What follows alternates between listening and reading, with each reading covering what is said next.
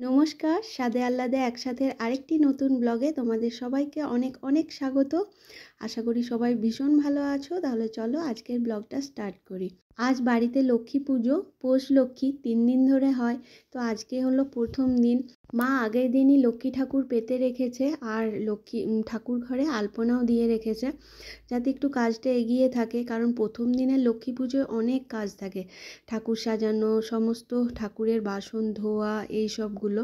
তো আজকে ভীষণ ঠান্ডাও আছে। তো আমার খুব ইচ্ছে ছিল আমি একদিন লক্ষ্মীর ভোগ রান্না করব, আর মায়েরও একটু হেল্প হয়ে যাবে, কারণ পরপর 3 দিন স্নান করে পুজো করা বয়স হচ্ছে। কিন্তু আমার আবার হবে না, কারণ আমার শ্বশুরমশাই এবছরই মারা গেছেন। তো আমার কালাশুট চলছে, তাই মা বলল তোর তো হবে না।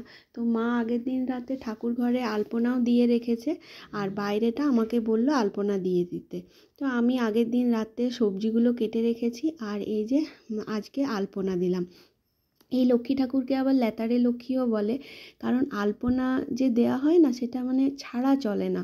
পুরো সব জায়গায় যেন একটা সংযোগ থাকে আর কি, সেইভাবে আলপনা দিতে হয়। এই দেখো পুরো উঠোন, তারপর তোমার তুলসী মঞ্চ, আমাদের যে বাইরের মেন দরজা, সেখানে পুরোটাই মা লক্ষ্মীর পাকে সুন্দর করে আলপনা দিয়ে ঘরটা সুন্দর করে সাজিয়ে রাখতে হয়।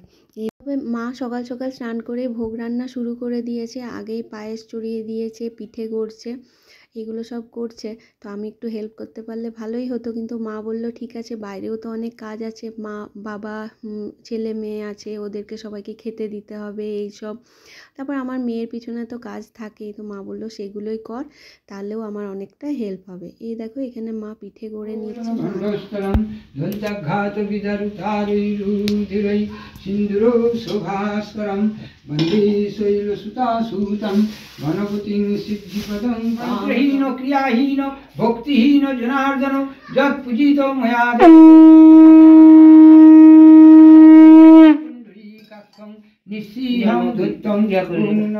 গুরু কাকু পূর্ণিমার পুজো করে গেল, আর এখনও ঠাকুরের ভোগ জোগানো বাকি আছে। আসলে রান্না করতে করতে মাঝে আবার গ্যাস শেষ হয়ে গেল, আর আমাদের এখনও গ্যাস আসেনি, সেই নিয়ে একটু সমস্যা হয়ে গেছিলো। যাই হোক, আমাদের এক প্রতিবেশী আমাদেরকে একটা ছোট্ট গ্যাস দিয়েছে, সেই নিয়ে আবার মা ভোগ রান্না শুরু করেছে।